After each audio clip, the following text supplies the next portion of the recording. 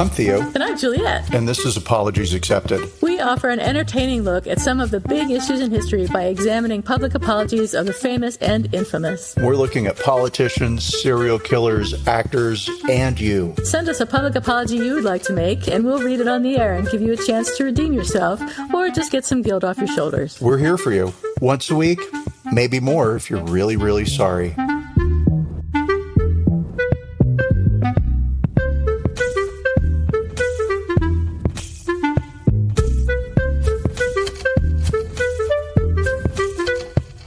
Hi, everybody. This is Apologies Accepted. The podcast. And I'm not Theo. And I'm not Juliet. And I don't even know if I have any bacon this week. Let me think about that. Oh, yeah, I do have some bacon. Guess when my chair is coming? Oh, my God. Okay, when is your chair coming? November. Shut up. Yeah, I asked Brent yesterday. I was like, so when's my chair coming? And he's like, oh, yeah, I looked it up and it's not coming till November. I was like, oh, shit. I'm going to sit in this broken chair for 3 more months or however many months that is. But it'll be November before I know it. So I'll have my new chair. It'll be November before you know it. Chairs are important. It'll be worth the wait. It'll be worth the wait. Absolutely. It'll be the best thing that's ever happened to me. Other than that, let's see. I'm going to visit you next week. That's right. I'm so excited. It's going to be so much fun. We're going to do absolutely nothing, or we might do some things. I don't know, but I'm totally fine if we do nothing but sit around the pool. We'll do a day of that or an afternoon of that. I think a day might be a lot, or whatever. We'll do that when we want. But I do have a hit list of like places I want to drag you to. Oh my gosh. I haven't been to the Parker Hotel in forever. Ooh, that sounds fun. It was great. Yeah. It was real fun. It's all like what used to be. Yeah. Owned by a guy whose wife was an interior designer, and he let her design the hotel, right? And he had another property in Santa Monica. So he had a sister property in Santa Monica and Palm Springs, and she designed both. And she sort of ripped off the Mondrian, except instead of everything being white, she used black and yellow and white. Oh, God. So whatever. I mean, they were nice hotels. I'm mocking her because I'm just jealous. And I mean, very nice hotels. And so I had a tour of the hotel in Palm Springs by the sales department. And the sales guy was explaining, so there's a whole mystique to the Parker Hotel. We imagine that it was furnished by Mrs. Parker, and wasn't furnished by Mrs. Parker. It's furnished by Mrs. Hotel Owner, right? But whatever, she travels around the world and she finds an interesting object and then she buys it and sends it to the hotel. What a life. And I was like, I'm liking what I see. But it's a lot of nonsense about building up a story about that. Nobody cares about that. They're going to come in and sit down in the chair. They don't care if the chair's from Eastern Timbuktu. It's not. It was made in China. There is no Mrs. Parker. Let's calm down. Yeah. Anyway, I want to go back there. All right. That sounds like fun. Awesome. Go back there and prime mocking. I'm down. Don't feel like you have to entertain me. I'm totally fine sitting around on an ottoman all day, but whatever we want to do, we'll do. So it'll be cool and low key and low stress and chill. Exactly. And then after that, I'm going to go visit my cousin Gwen in New Mexico, and we're going to go to the Santa Fe Opera, which is something that I've always wanted to do. It's famous, and she's always wanted to do. She said it's a bucket list item for her. So I kind of twisted her arm to go a little bit because she wasn't sure that she had the schedule to allow for the trip, but she kept saying that it was a bucket list item and she really wanted to go. So I'm like, come on, Gwen, let's just go. And we're going to go. So I'll be heading off to Santa Fe and then going back to San Francisco after that. So I'm looking forward to the next couple of weeks. It should be fun. And hopefully my work won't be too stressful and interfere with my play. Hopefully my work won't interfere with my, with my life. So how about you? What's shaking, Bacon? So as you heard for about 45 minutes, the house. Yeah. And I will just simply say that things are moving in a positive direction. Yay. Because of my blood and my tears and all of my heroism. So, yes. You're so brave, like I said. But the thing that kills me is like, so if you walked into the house 3 weeks ago and you walked in the house today, Yeah. You would see no difference. I bet you would. The difference is like, oh, the light switches have been switched out and there's dimmer switches are gone. The big dials from the 90s are gone. You feel the vibe. The vibe would be better, like exponentially better, I'm sure. Thank you. Yes, I think so too. But by the time you get here, that will be true because the furniture will have arrived from Austin and will be in place. And so, awesome. If today is what, the 11th, that's 6 days. Yep. So that's great. I'm very excited about that. That's when careful listeners will hear an uplift in my voice and say, oh, he's happy again. Yay. Yay. And so rather than bore the entire world and myself with, and this broke and that broke and the other thing broke and this broke, I'll just say like, the end is in sight. I've got 3 more weeks of this BS and then looking forward to enjoying the house instead of just working on the house. Yay. And that's so that. Awesome. Yeah. That sounds good. It does sound good, doesn't it? It'll never happen. It's not I wish I die had in your this house problems, working. Theo. Please. I wish you had my problems too. So let's see. The apology this week, we are talking about Imane Khelif.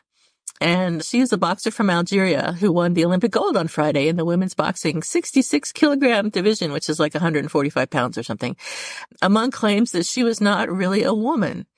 The week before, an Italian boxer, Angela Carini, had forfeited her match against Khelif after only 46 seconds in the ring.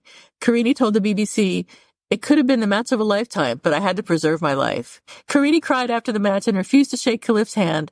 She initially said that she could not pull through the pain of the initial punches from Khelif. Of course, because it's what they do, the right wing then began to call Khelif a man, transgender, and or intersex.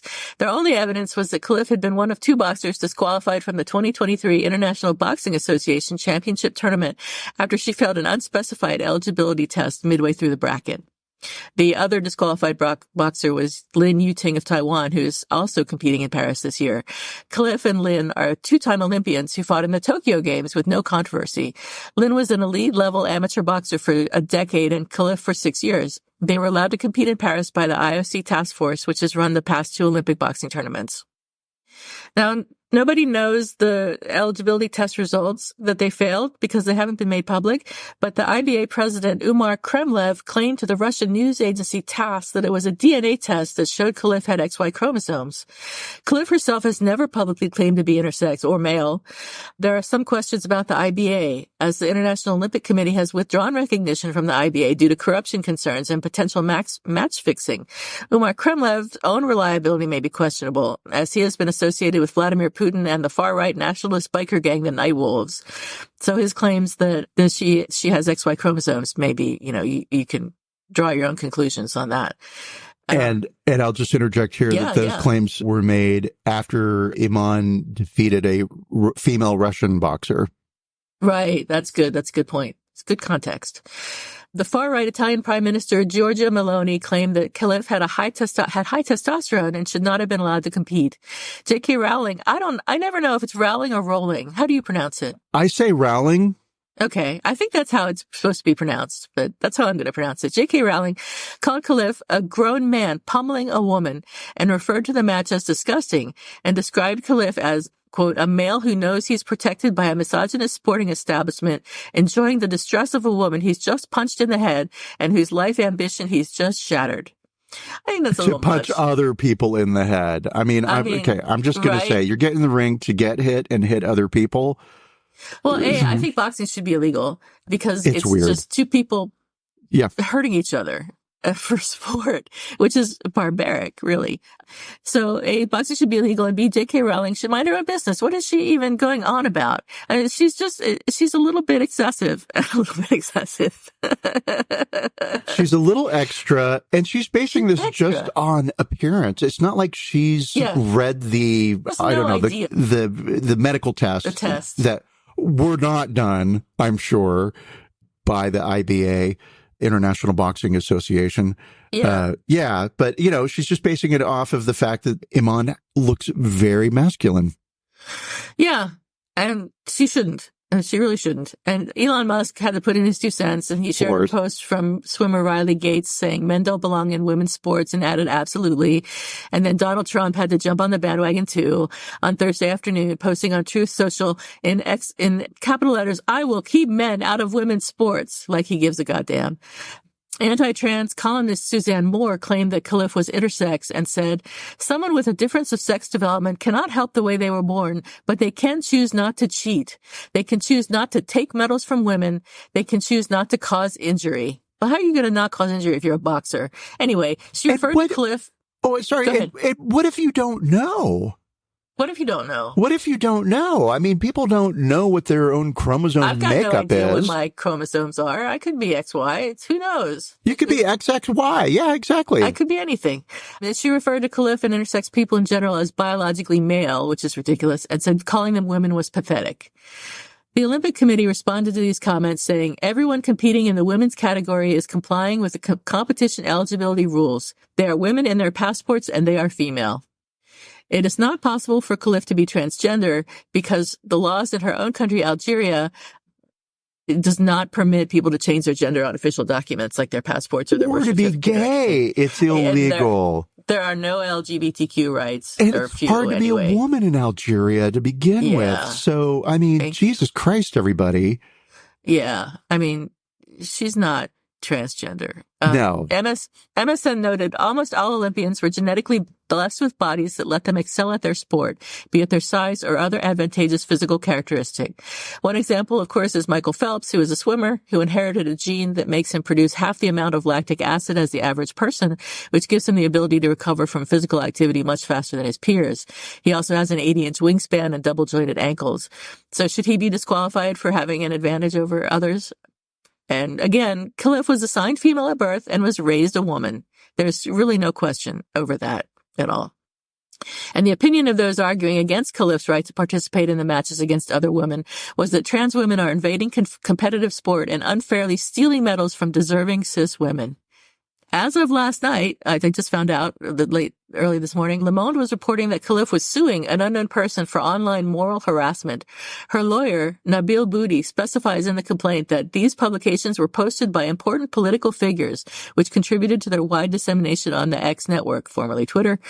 Ms. Khelif contacted the firm yesterday and filed a complaint for aggravated cyber harassment with the Paris Prosecutor's Office Online Hate Unit, Nabil Boudi said, describing the harassment that the athlete had been subjected to as digital lynching, which is a little bit much. And can we all just get our shit together, people? I know. Calm down, everyone.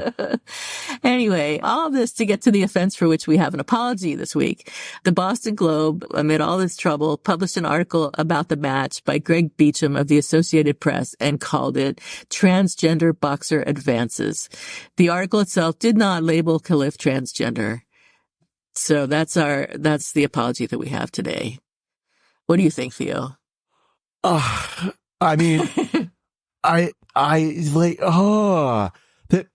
it's crazy, right? And we were only ever going to get to this point. The far right is dragging us into places where reasonable people should not go, right? And so who is a woman? Who gets to decide that?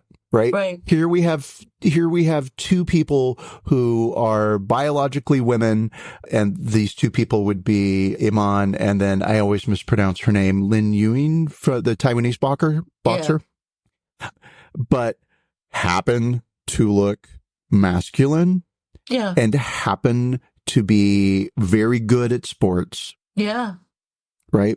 Yeah. Nobody was screaming, "Oh, they're transgender" in 2019 when both of these women lost against other women.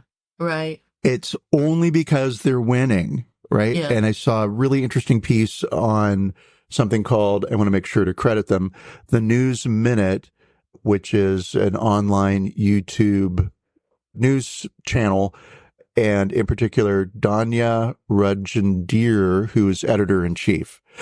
Because none of his information and none of his ideas would have occurred to me without watching her present this information and these ideas. So I'm parroting her, right?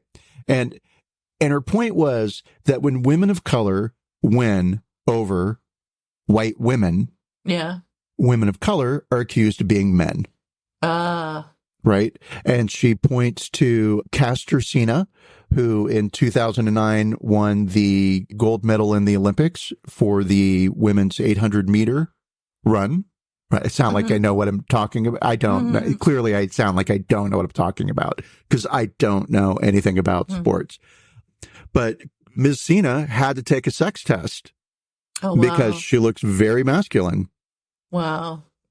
And then also she points to in 1986, I want to get this lady's name correct. Sorry for this.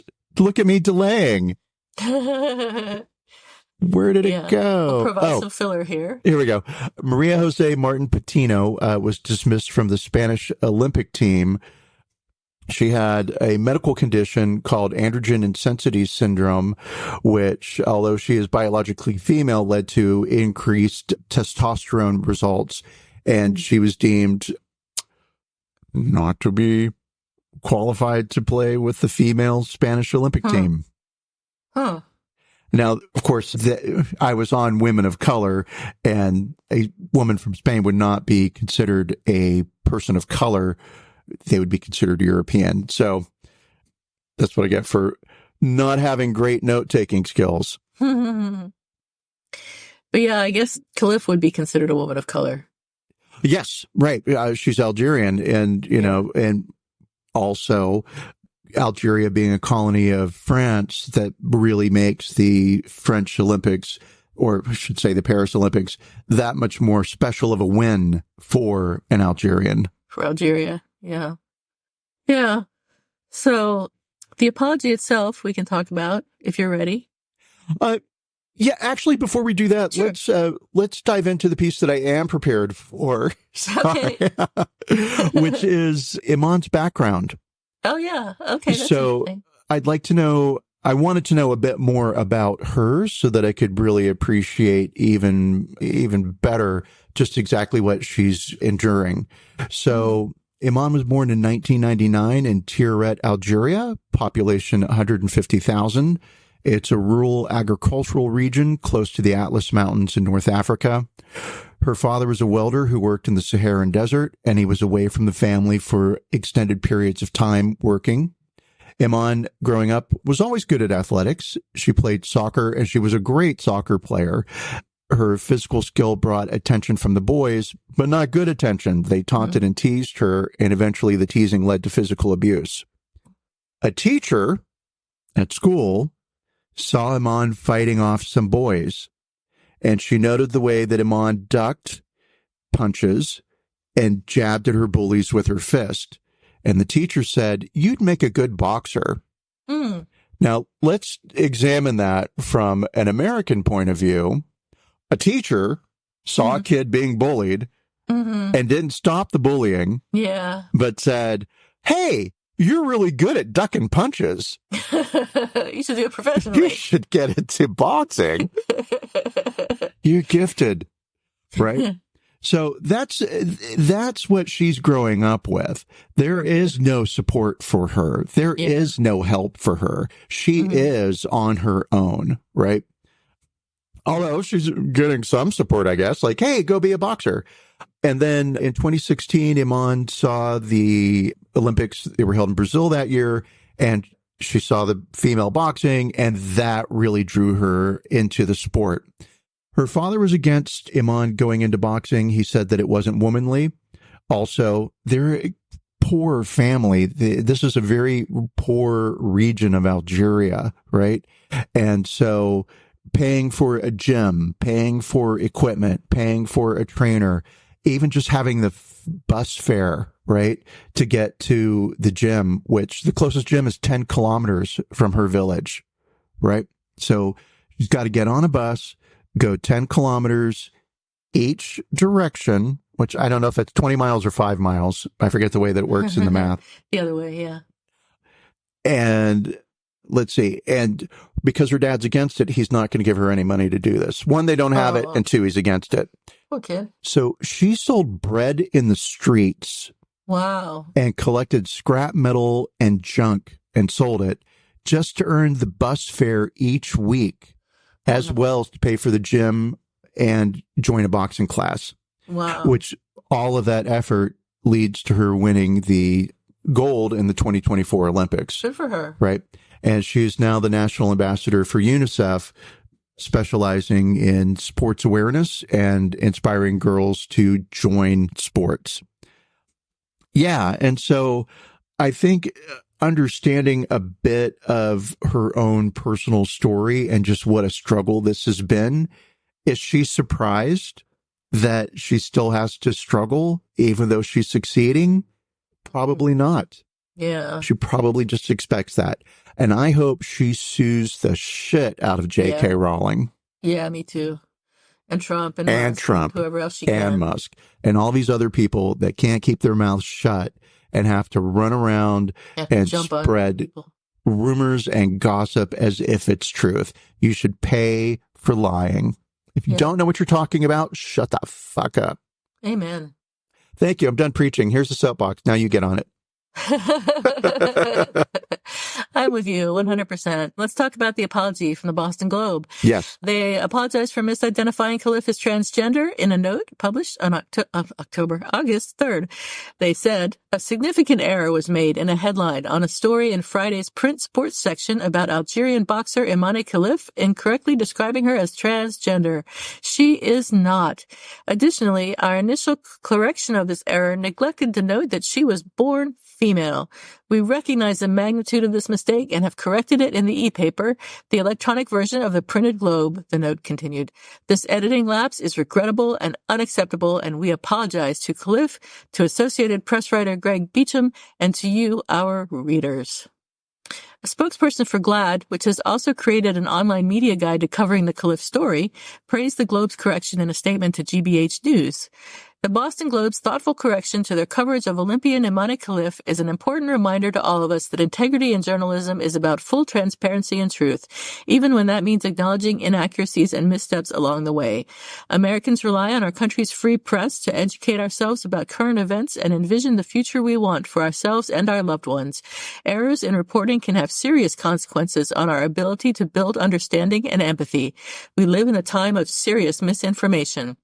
Responsible reporting means taking the time and diligence to ensure high-quality work that captures the full context with fair and accurate representation and journalism.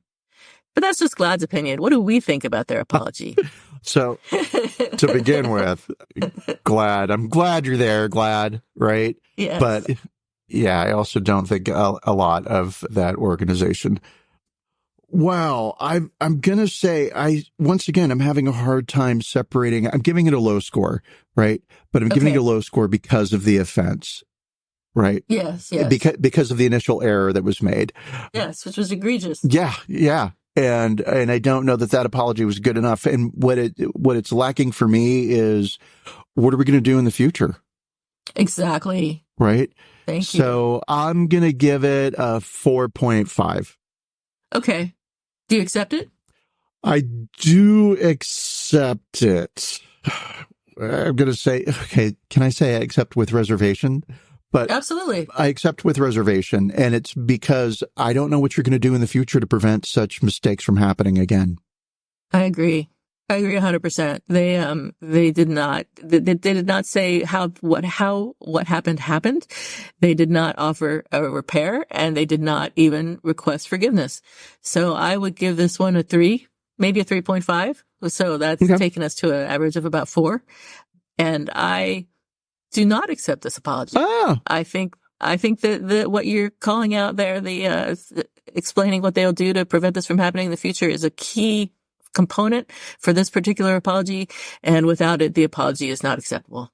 Okay. So we are a little bit of apart there. I wouldn't say that I would fight you on this one. We're not going to get in the ring and box over it. Because, accept with reservation. Yeah. Interesting. Yeah. But yeah, I fully agree with both of us. As we're right. Rather lackluster apology, lacking in what really is essential, and that is, how do we fix this?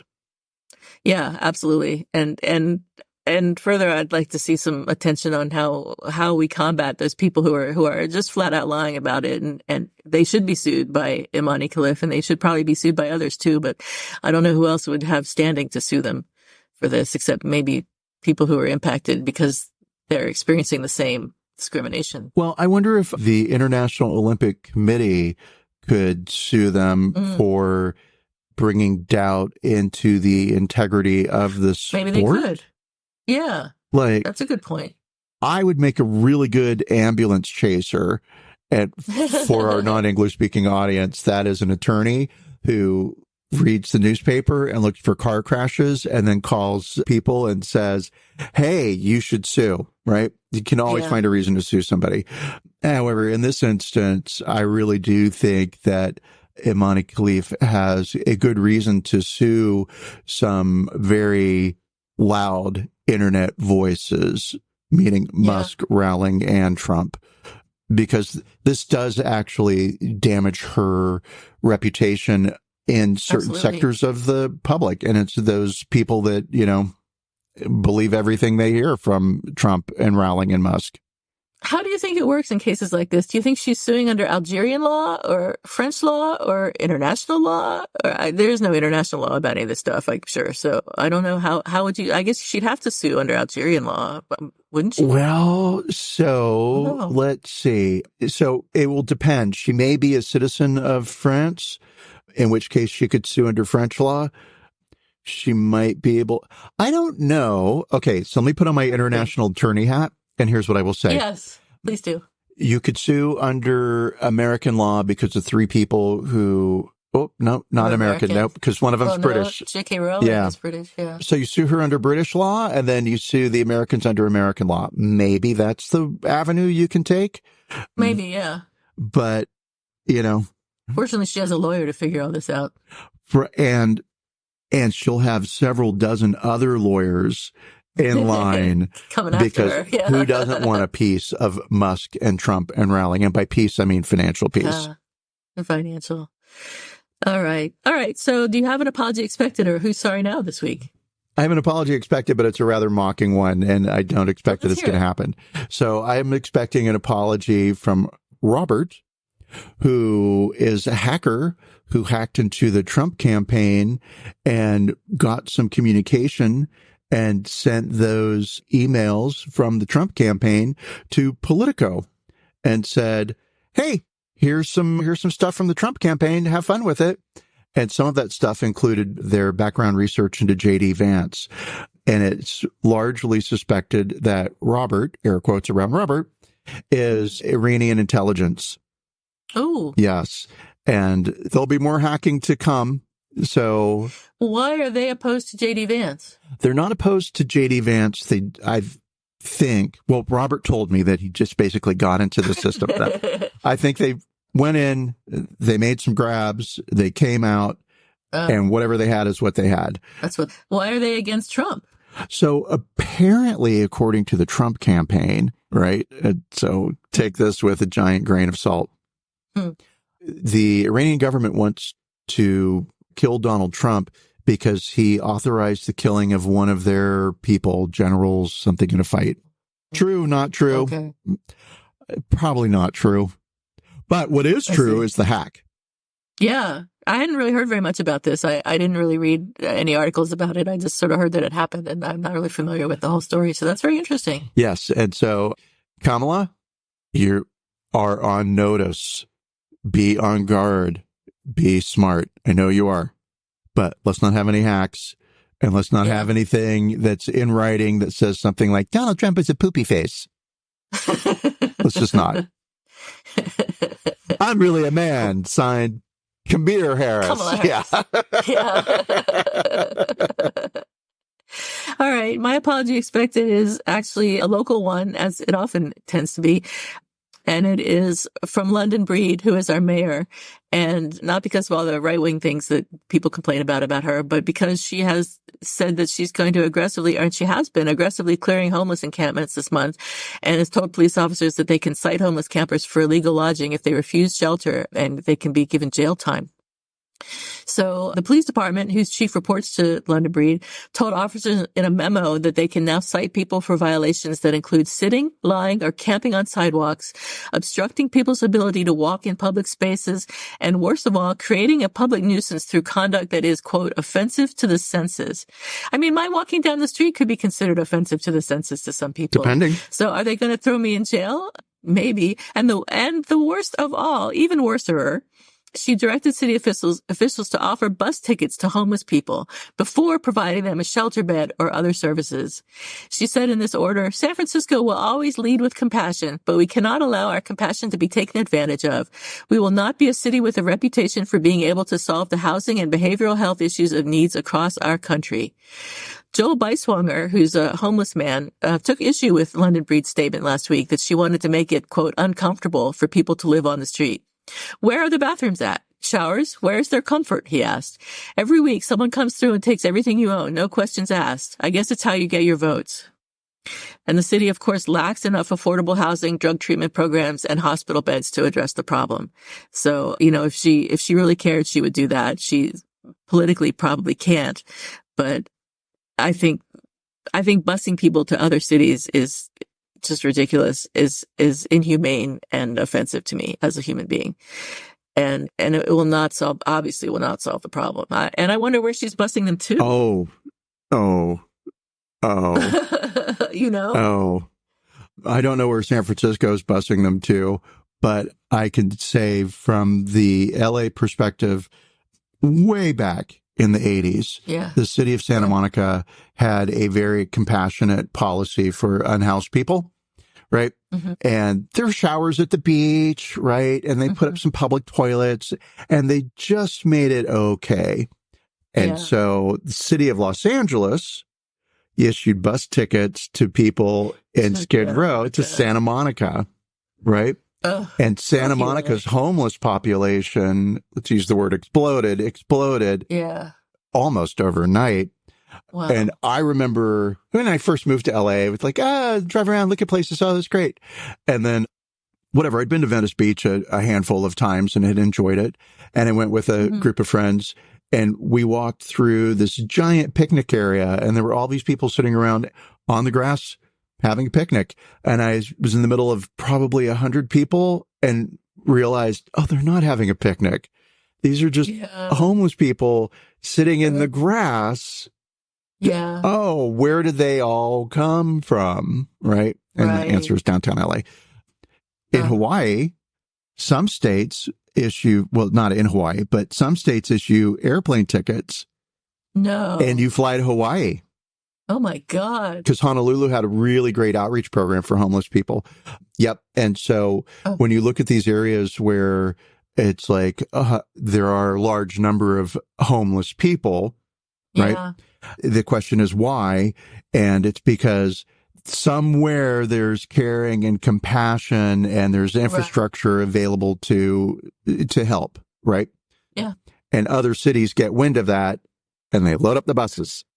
And instead of changing their policies to be more compassionate to homeless people and trying to help others for change, they ship them off to the other places that are more compassionate. Yeah. Which makes me angry. Yep. And I don't have an answer, I mean, homelessness is a real problem. And I can't even get into that. But and same, right? And I have a friend who's a social worker and every now and then we'll have that conversation. Yeah. And I'll say something that I think is compassionate, like they should all be rounded up and shipped off to Santa Monica. And my friend will remind me that freedom of choice means somebody may choose to not accept services that I am providing. Well, that's true. But I mean, what are those services like? A, are the shelters safe for people? And B, are those people making free choices from a place of sanity and health? That's my opinion, not being a social worker dealing with homeless people. Oh, sure. Well, and he does not deal with homeless people. Okay. But, anyway, it is a big topic. Hopefully no one will ever apologize about homelessness so that we don't have to cover that topic because it is too big for my brain. It's pretty big. So, all right. Thanks everyone for putting up with us for another week. Yes, here we are. We love you. I guess that's it. We'll see you next week, I think. Stay cool, cucumbers. And don't trip potato chip. Yay. Take care and goodbye. Bye.